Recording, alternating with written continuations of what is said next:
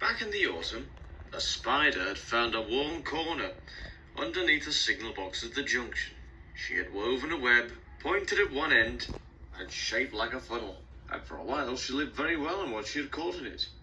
Now it was spring, and the spider had moved on. She knew nothing about the preparations for the Golden Jubilee. "It's going to be a disaster," remarked Henry gloomily. "Important people, a special train, and nothing for them to see." "Oh, you old misery," said Donald.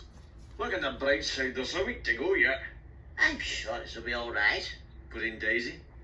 She'd been shy about living in the big shed at first, but was getting used to it now. "Of course it will," agreed Duck.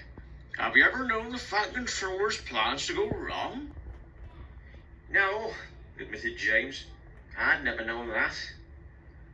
The other engines agreed, except Henry.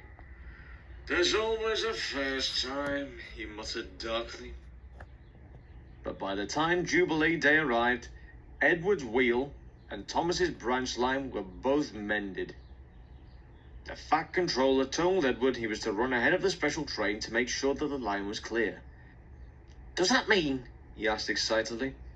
"Wait and see," smiled the Fat Controller. Crowds began to gather at the big station.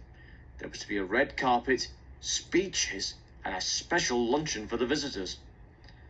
"Last time we had a red carpet, the Queen came," remarked Gordon.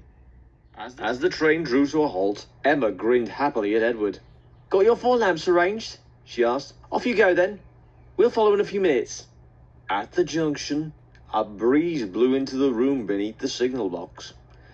It wafted the old spider's web between 2 electrical contacts. At once, everything in the signal box stopped working. Signal went to danger. Points couldn't be moved. "Now what?" exclaimed the signalman. "There's a royal train due in 5 minutes." Edward stopped outside the signal box. Thomas, Percy, Toby, and Mavis were waiting. "The electrics are dead," the signalman told Edward's driver.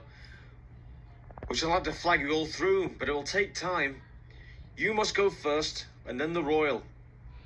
Carefully, men with flags sent the engines on their way.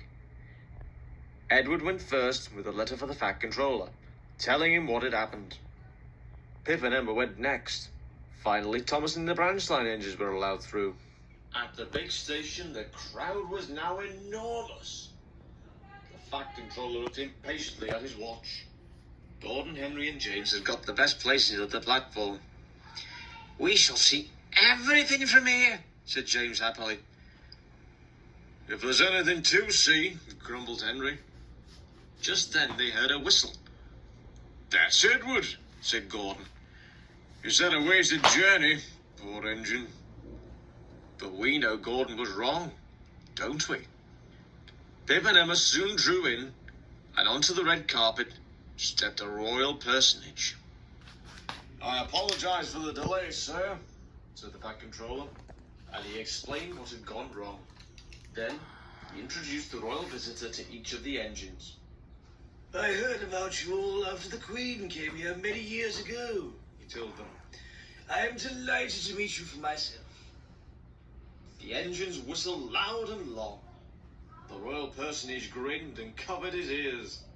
"The Queen was right," he told the Fat Controller. "Your railway and your engines are a